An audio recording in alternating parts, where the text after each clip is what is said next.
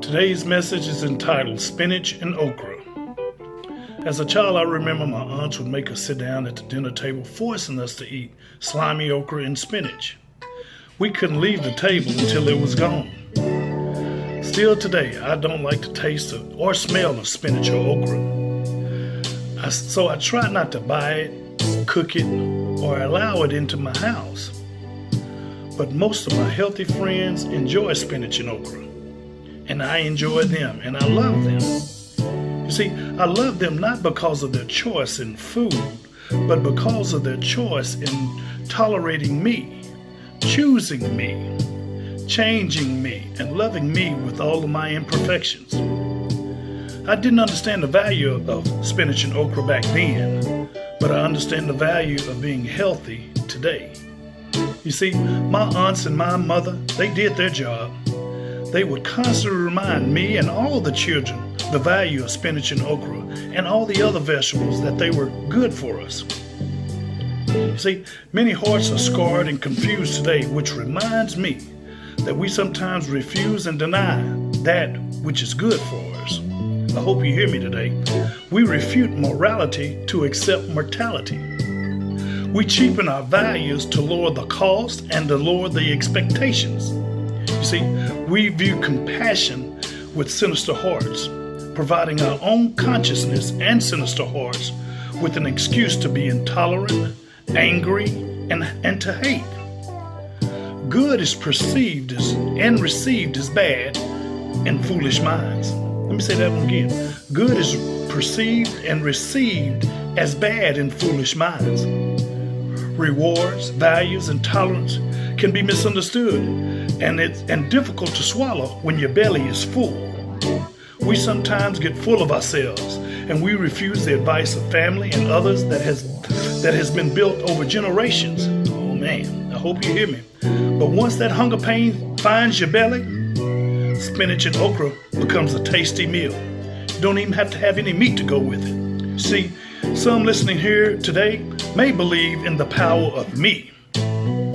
Listen to me today.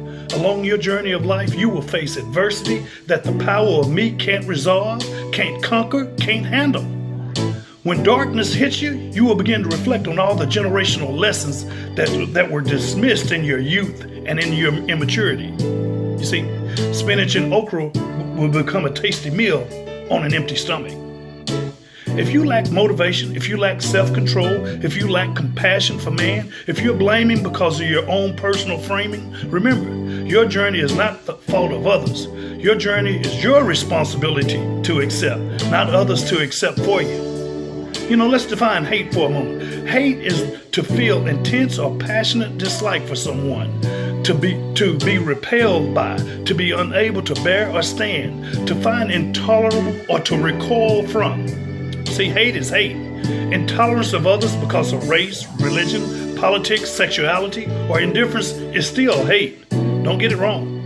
If it affects you, be concerned. But if it's not you, don't get overly distracted unless it's a stumbling block to your salvation. You see, our Father wants us to help others to get around stumbling blocks. But our Father, He doesn't want us other stumbling blocks to become blocks for us. Be careful. Be obedient, but be more concerned about your journey to find success, to find purpose, to find change, and to be better. The choice is yours. You see, personal hate, revenge, self-hate, bigotry, racism, and injustice are important battles. But the key to winning your salvation is a far more important and greater victory. You must understand that every battle is not for you. Judgment is mine, saith the Lord. Oh Lord, judge me for me and not for those that I judge, because I may not like the answer. Oh Father, remove judgment out of my heart and replace it with forgiveness, compassion, and love. You see, the devil is at work trying to distract, divide, and run and hide. Usually trials and tribulation are a part of life's journey.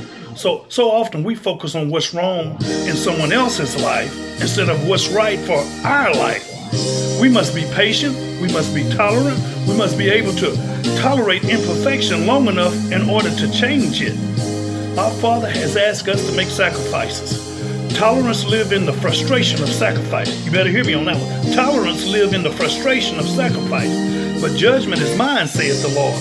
The goal is to guide imperfection in the direction of salvation.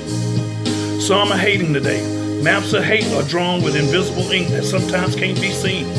Books of hate are written with permanent ink to convince foolish hearts that their foolishness is their path.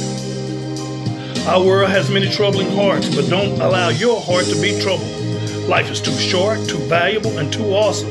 Today, I challenge you to tell someone that doesn't like spinach or okra that you love them, and let them see His love in you.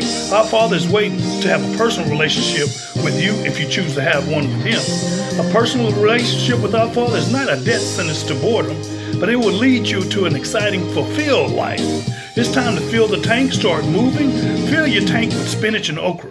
Family and friends, picnics and hot dogs, trips to the lake, church events, sporting events, movie times, fishing lures, and most of all, your happiness. Your awesome journey awaits you. Oh yeah, and for those that are intolerant of spinach, someone wants you to know that He sends you His love, and although you may not know Him, don't hold it against Him. God bless you today, and I'll talk to you later.